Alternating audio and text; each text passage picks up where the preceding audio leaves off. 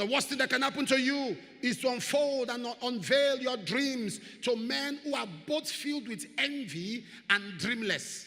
The story of Joseph is a well-known story. The story of Joseph is a story that I will not need to repeat over and over because we all know the story of Joseph. Joseph was a young man who the father gave a coat of many colors. And by reason of that, what he had, it attracted envy. He was the envy of his brothers. He was the envy of his siblings. And the Bible says God also gave him something called a dream. And he had that dream, and he told his dream to his brothers, and they hated him. They were angry because of his dream. Because the number one enemy of a dreamer is a non-dreamer. The worst thing that can happen to you is to tell your dreams to men that have no dream.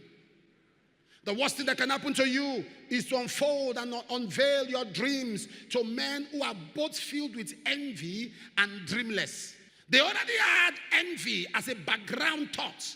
Now it comes up again and he says he has a dream, so they hated him. So the dream he had, he said, I saw you all as stars.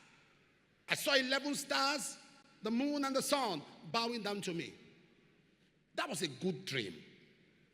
Because that dream also highlighted the relevance of his brothers.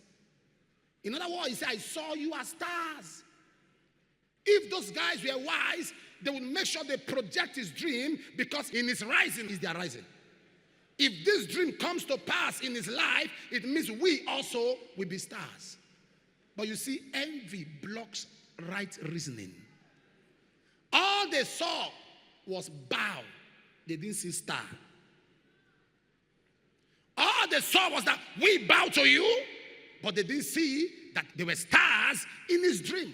That tells us, as you pray for the lifting of God, you must be aware that in your lifting is the lifting of many.